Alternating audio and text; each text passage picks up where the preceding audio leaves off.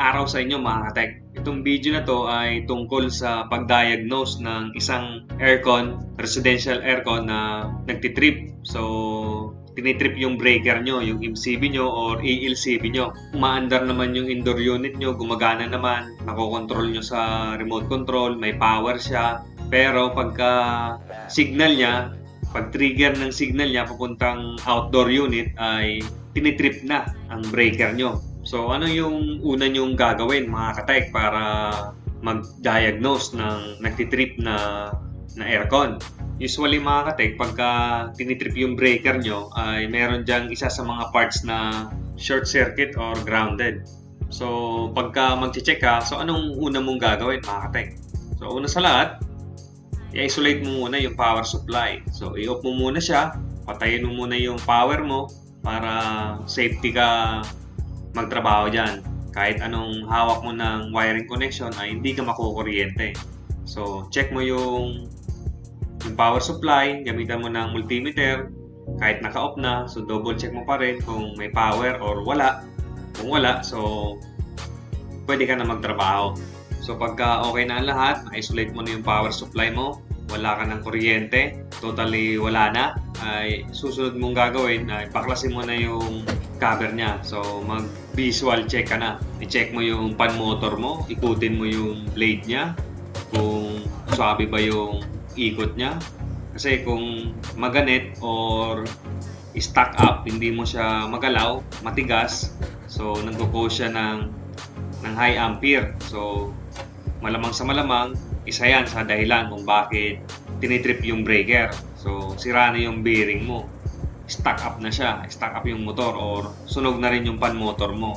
So, tingnan mo dyan kung may mga sunog na wire or nagdikit na wire, wiring connection. So, tingnan mo yung capacitor mo kung lumubo na ba yung capacitor mo or nagkaroon na ng leak. So, lumabas na yung oil. So, kung okay naman, i-double check mo pa rin, gamitan mo ng multimeter mo, check mo kung nasa tama pang range yung capacitor mo. Kasi minsan yan din yung isa sa mga dahilan kung bakit tinitrip yung breaker nyo. Dahil lang dyan sa capacitor na yan. So pagka okay yung starting capacitor mo, good siya, nasa range siya. So next step mong gagawin ay dumirekta ka na sa compressor. So buksan mo yung takip niya, yung cap niya. So tingnan mo kung dumikit yung mga terminal connection dyan. Minsan corrosion na yan eh. So minsan sunog yan. Kaya yan nagko-cause din ng trip. Binabagsak niya yung breaker nyo. Dahil lang dyan sa terminal na yan. So buksan nyo yung takip ng compressor motor. Tingnan mo kung sunog yung mga terminal connection. Kung may moisture, isa rin yan. Kaya nagko-cause ng corrosion sa mga terminal connection. Nagkakaroon ng contact to ground. So, ang kalalabasan niyan ay short circuit. So, babagsak talaga yung breaker nyo. So, pagka okay ka na sa terminal connection ng compressor motor mo, ay i-check mo na yung mismong terminal niya, terminal windings, kung shorted to ground or grounded ang compressor mo. So, gamitan mo ulit ng tester. So, i-test mo yung leg to leg niya, terminal to terminal, para ma-check mo to ground. I-check mo siya kung grounded ba or hindi. Kasi isa yan sa number 1 na nagpapatrip ng breaker, yung compressor motor. So, malakas yan magpabagsak ng breaker. So, para ma-check mo yung compressor kung grounded pa talaga, ay tanggalin mo yung tatlong terminal dyan, yung common, run, start. So, yan, i-isolate nyo muna yan para maka-check kayo ng maayos. So, review na naman ito ulit sa mga hindi pa nakapanood ng nauna kong mga in-upload na video kung paano i-check yung compressor motor. Iba't ibang klase rin kung bakit nasisira yung compressor motor. Una, overuse. So, nag-overheat yung compressor motor. So, nasusunog yung terminal connection, yung winding ng compressor, susunog. Kakaroon ng high ampere. So, ang tendency niyan, magtitrip yung breaker nyo. Ititrip niya. Pangalawa, grounded. Isa sa mga terminal connection mo ay short to ground. So, short circuit pa rin yan. So, ititrip pa rin ang breaker nyo yan. Pangatlo ay stuck up yung compressor motor nyo. So, nag-lock na yung motor sa loob. So, hindi na siya makaikot. So, kaya ititrip niya rin yung breaker nyo. Isa rin yan. So, pang-apat, kaya nasisira yung compressor motor mo. Minsan, nagkakaroon ng leakage sa mismong compressor motor. Mapapansin nyo yung motor, meron niyang mga dimple sa side niya eh. So, minsan doon dumadaan yung leak. So, natatapon yung langis niya. So, kulang ka na ng lubrication oil. So, umaandar siya. Umaandar nga, pero wala naman ng oil. So, isa rin yan ng dahilan kung bakit masisira yung compressor motor mo. Or minsan, wala ka ng freon or refrigerant sa system mo. So, umaandar siya ng umaandar hanggang sa mag-overheat na ang compressor motor mo. Masira na kasi wala nang freon eh, wala nang refrigerant sa loob ng system mo eh. So, papara yan or magtitrip yan. So, itong compressor motor na chinecheck ko ay open yung common terminal. So, open circuit siya. Meron naman siyang contact sa run to start pero sobrang baba na ng resistance niya. So, sira na to, compressor na to. So, malamang sa malamang yung thermal overload niya, open circuit na siya. So, isa pa yan sa dahilan kung bakit nasisira yung compressor motor. Isa sa mga terminal niya ay open. So, wala nang pag-asa yan, sira na talaga yan. Kung overheat lang yung compressor motor mo, sobrang init pagka hinawakan mo, may chance pa yan kasi mag-o-open lang yung common terminal mo. Since ito, hindi naman mainit, pero open siya, so wala na ito. Sira na talaga ito, condemn na to. Unless i-rewind mo, dito sa abroad, wala naman rewind dito ng compressor motor eh.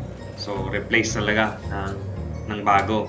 So, pagka naka-encounter ka ng compressor na overheat, so, malamang sa malamang open lang yung common niya eh. So, meron kang resistance ng run at start, pero wala kang resistance sa run to common, then start to common, wala kang resistance. Kasi overheat ka eh. Yung thermal overload niya, nag-open. Generally, safety protection yon yung thermal overload para hindi matuluyan masira yung compressor motor mo. Pwede mo siyang i-reset. So, pwede mong gawin ay basahin mo yung compressor motor. So, i-cool down mo siya or kung ayaw mong magbasa ay maghintay ka ng isang oras. So, pagka medyo lumamig yan, ay babalik na yung overload mo. So, yung thermal overload mo, so magkakaroon na ng contact yon. So, magko-close na ulit yon. Kaya naman yan nag-overheat ang compressor mo kasi minsan mahina yung fan motor mo. Yung capacitor fan mo ay weak na or open na or sobrang dumi ng condenser mo. So, hindi na siya makahigop ng fresh air. So, wala na siyang may buga. Wala na siyang mahigop. So, ang tendency niyan, iinit yung condenser mo. So, mag-overheat yung compressor mo. Or, wala kang refrigerant, freon, isa rin yan. Or, sira na talaga yung fan motor mo outdoor. So, hindi na siya umiikot. Wala na siyang may buga. Kaya, mag-overheat talaga yung compressor motor mo. So, pang ilan na yan na sira. So, meron pang tinatawag na loss compression. So, wala na siyang pumping ng compressor motor. So, isa rin yan.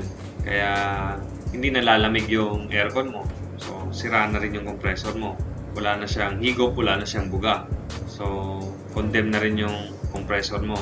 Or, isa pa, yung leak back. Umaandar nga yung compressor mo, meron siyang buga, pero wala naman siyang mahigop. So, mararamdaman nyo maririnig nyo kasi pagka namatay yung compressor or nag-shutdown yung compressor, manginginig yan eh. So, magbabibrate yan ng malakas. Sira na rin yon. isa rin yon kung bakit hindi rin nalamig ang aircon. So itong unit na to, para ma-check natin kung good yung magnetic contactor niya at pan motor outdoor niya. So susuplayan natin yung signal niya. So lalagyan natin ng power. So gagawa natin ng jumper yan. Ayan, i-jump natin yan, signal to line. So ganun lang ang gagawin natin. Supplyan natin, then i-switch on natin para ma-test natin kung gumagana yung pan motor outdoor. So make sure nyong naka-isolate yung power supply nyo pag ganitong naglo-looping kayo or nagbabypass kayo ng wiring connection nyo dyan. Meron pang isa kaya nagtitrip yung breaker nyo. Minsan nasa breaker nyo na talaga yung problema. Sobrang baba ng rated ampere ng MCB nyo kaysa sa unit nyo. Kasi yung unit nyo minsan mataas ang capacity niyan eh. So mataas ang horsepower, malaki yung aircon nyo, tapos mababa yung ratings ng MCB nyo or ng ELCB nyo. So ititrip nyo talaga yan kasi malakas humigop ng kuryente yan eh. Especially mga non-inverter unit, grabe makahigop ng kuryente yan, yung mga compressor motor nyan, mga luma pa. Kaya ngayon na-invento yung inverter type aircon, pero more on electronics board naman yun eh. Pagka nagka-problema naman or nasira, mahal din ang pagpa-repair. So malaking pera rin yung gagastusin mo pagka nasira yung board naman nun, pagka mga inverter type. So okay, meron na tayong supply na 238 volts, meron na tayong incoming supply, nag-contact na rin yung magnetic contactor natin at maandar na rin yung pan motor natin. So ibig sabihin yung compressor lang talaga ang sira, kaya nagko-cause ng trip off. Kaya pinaklas ko na eh, in-isolate ko na yung terminal connection niya para hindi na tayo mag-trip off dito sa lugar natin eh. So maapektuhan pa yung ibang appliances pagka kinabit pa natin yung terminal connection ng compressor. So paano makakatek, hanggang dito na lang tong video na to. Sana nakatulong to kahit papano sa mga baguhan, aspiring technician aircon dyan. Konting tiyaga lang talaga, makukuha nyo rin yung tagumpay. Malay mo, balang araw, nasa abroad ka na rin or nasa ibang bansa ka na rin. Mas maganda pa kaysa sa tinatrabahoan ko ngayon, di ba? Mas mataas pa yung sasahurin mo kaysa sa akin. So, tiyaga lang talaga mga katek. Paano mga katek? Hanggang dito na lang itong video na to. Maraming salamat sa panonood mo. Kita na lang ulit tayo sa susunod na video na i-upload ko. So, maraming salamat ulit at hanggang sa muli. Paalam!